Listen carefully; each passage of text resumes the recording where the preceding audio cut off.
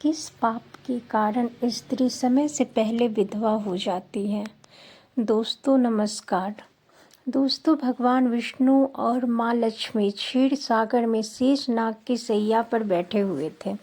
तब माता लक्ष्मी के मन में जिज्ञासा हुई और उन्होंने भगवान श्री विष्णु से प्रश्न किया, प्रभु, किस कारण से एक स्त्री समय से पहले विधवा होती है? ऐसा वो कौन सा पाप है जो एक पतिव्रता नारी को भी विधवा बना डालता है? क्या स्त्री के विधवा होने के संकेत पहले से मिलते हैं तथा स्त्री का वो कौन सा अंग है जिससे ये पता चलता है कि स्त्री विधवा होगी या नहीं? इस प्रकार से प्रश्न पूछने पर भगवान विष्णु कहते हैं, हे प्रिय, तुमने उचित ही प्रश्न पूछ किया है। यह सत्य है कि कुछ स्त्रियों के भाग में जल्दी विधवा होना लिखा हुआ होता है, चाहे वो पतिव्रता ही क्यों न हो। किंतु एक पाप के कारण स्त्री विधवा बनती है और स्त्री के शरीर का एक अंग उसके विधवा होने का संकेत भी देता है। भगवान विष्णु कहते हैं, देवी, तुम्हें इस परम गोपनीय सत्य को बताने से पहले मैं तुम्हें एक कथा सुनाता हूँ। इस कथा में तुम्हें सभी प्रश्नों के उत्तर मिल जाएंगे, इसलिए तुम इस कथा को ध्यान से सुनना। दोस्तों, भगवान विष्णु ने माता लक्ष्मी को एक अत्यंत सुंदर कथा सुनाई। इस कथा के माध्यम से भगवान ने समस्त मानव जाति के कल्याण के लिए कई महत्वपूर्ण उपदेश दिए, इसलिए आप इस कथा को पूरा जरूर सुने। इस कथा को आधा अधूरा सुना पाप माना जाता है, इसलिए शुरू करते हैं। दोस्तों, एक समय की बात है, मध्य देश में एक अत्यंत धनवान सेठ रहा करता था। उसका एक पुत्र और 3 पुत्रियां थी। उसकी तीनों पुत्रियों का विवाह अच्छे और धनवान घराने में हो गया था, किंतु सेठ की एक पुत्री को दुर्भाग्य का सामना करना पड़ा। उसकी एक पुत्री विवाह के कुछ ही वर्षों के बाद विधवा हो गई और अत्यंत दुख में जीवन बिताने लगी। उस विधवा स्त्री का नाम था सुकन्या।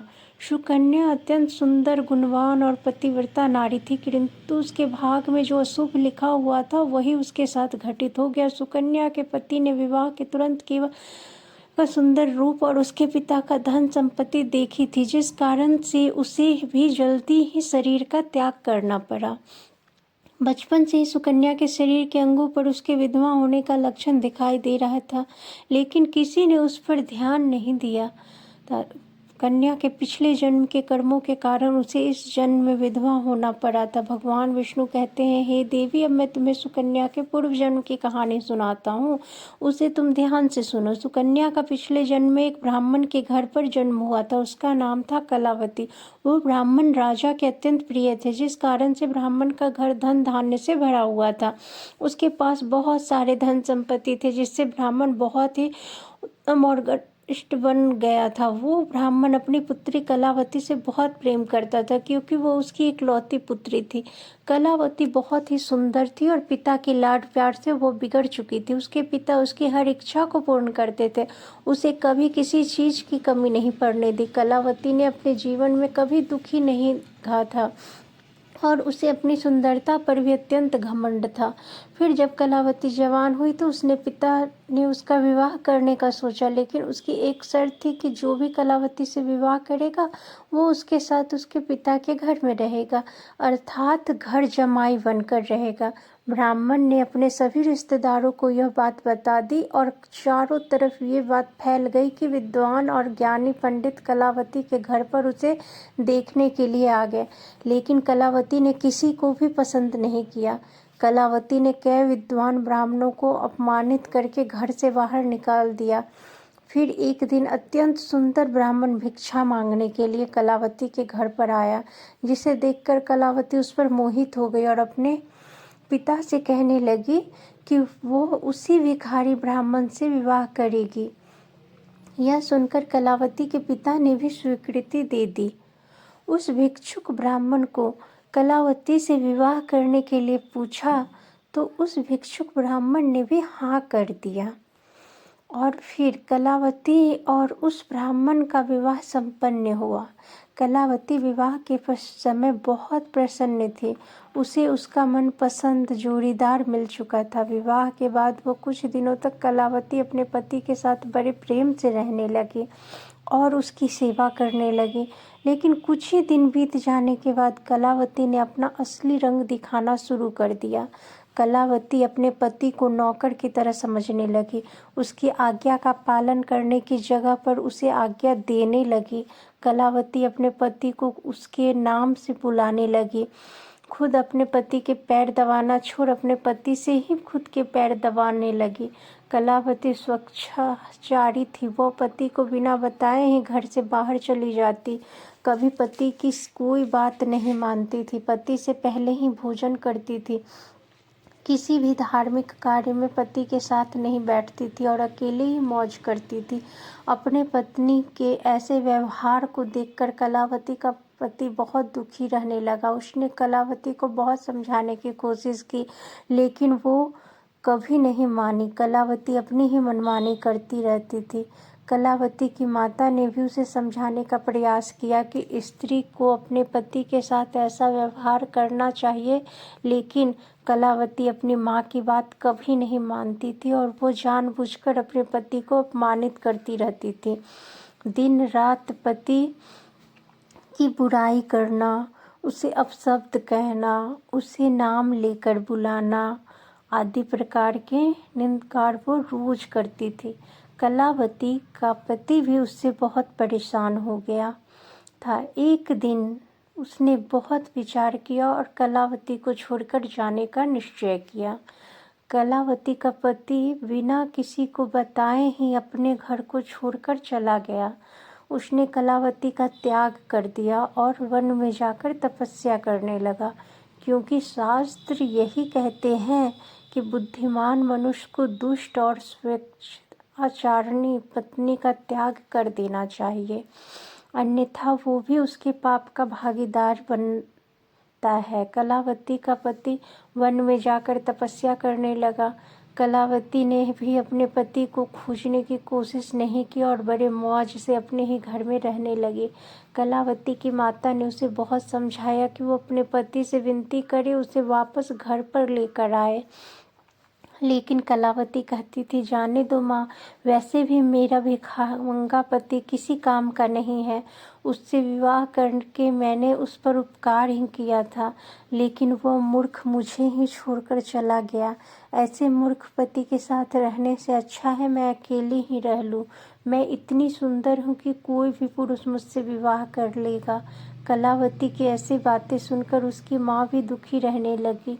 उधर कलावती का पति ध्यान मग्न होकर तपस्या करने लगा और सांसारिक बंधनों से मुक्त होकर ईश्वर की भक्ति में लगा रहा। फिर कुछ दिन बाद कलावती के पिता के साथ अशुभ घटना घटी। उसे राजमहल में चोरी करते हुए सिपाही ने पकड़ लिया और राजा को इसकी खबर दी। राजा उस पर बहुत क्रोधित हुए, उसका सारा धन संपत्ति छीनकर उससे कारागृह में डाल दिया। जब कुछ छिन जाने के कारण कलावती बहुत गरीब हो गई। उसकी माँ और कलावती अब दूसरों के घर पर काम करने के लिए जाने लगी। कलावती के पिता कारागार में बंद थे, तो उसे और उसकी माँ को सारा काम करना पड़ रहा था। तब कलावती को अकेले सताने लगा। घर में कोई पुरुष नहीं था, इसलिए उसकी रक्षा के लिए कोई नहीं था। अब कलावती को अपने पति की याद आने लगी, लेकिन कलावती का पति तो वन में सन्यासी बनकर बैठा था।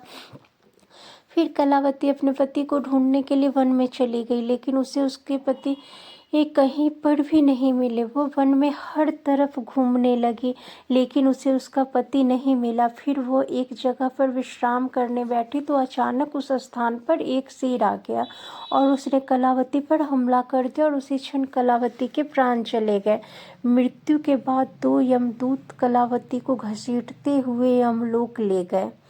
यमलोक में जब कलावती यमराज के सामने जा पहुंची तो यमराज ने उसके पाप और पुण्य का मूल्यांकन किया। यमराज कहने लगे, यह तो अत्यंत पापी स्त्री, इसने कभी अपने पति का सम्मान नहीं किया। इसने बार बार केवल अपने पति का अपमान ही किया। यह उसका नाम लेकर बुलाती थी और अपने पति के साथ नौकर की तरह व्यवहार करती थी। ऐसी दुष्ट स्त्री को तो नरक भेजना चाहिए। फिर कलावती नरक में चली गई, लेकिन कई वर्षों नरक में सजा भुगतने के बाद कलावती को अपने पूर्व जन्म के कर्मों का प्रायश्चित करने के लिए फिर से मनुष्य जन्म प्राप्त हुआ। जो पाप कलावती ने किया था, उसी पाप के कारण कलावती के शरीर पर विधवा होने के लक्षण प्रकट हुए थे। भगवान विष्णु कहते हैं, हे देवी, अब मैं तुम्हें उन चिन्हों के बारे में बताता हूँ जिस स्त्री के अंग पर ऐसे चिन्ह प्रकट होते, वो स्त्री समय से पहले विधवा होती है। भगवान विष्णु कहते हैं, हे देवी, मध्यमाय तु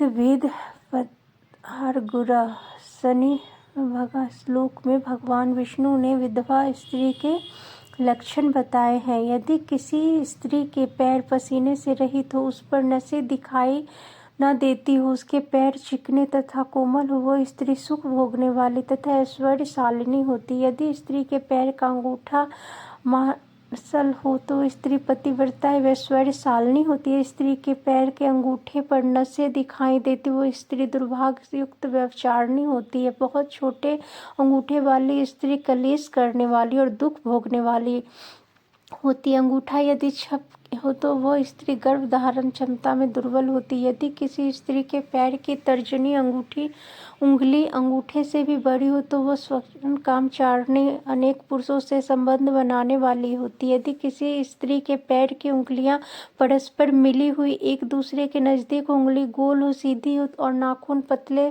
से ऐश्वर्यशालिनी होती हो और ससुराल में सुख भोग है। अब मैं विधवा स्त्री के पैर के लक्षण बताती हूँ। यदि स्त्री के पैर के अंगूठा बहुत बड़ा हो और आगे से गोल हो, उसके नाखून टेढ़े मेढ़े हो, अंगूठे पर नसें दिखाई देती हो, उस स्त्री के विधवा होने के योग बनते हैं। यदि स्त्री की एड़ी बहुत बड़ी हो और वो मृत्यु दुख भोगने वाली होती। यदि स्त्री के पैर मांस रहित हो तो ससुराल के भाग्य को नष्ट कर देती। यदि किसी स्त्री के पैर के अंगुली बाकी अंगुलियों की तुलना में बहुत छोटी, वो कलह करने वाली, घर के वातावरण को अशुभ बना देने वाली होती है। यदि किसी स्त्री के पैर की मध्यम उंगली अर्थात बीच की उंगली ज़्यादा लंबी हो तो वो विवाह के लिए अयोग्य होती है।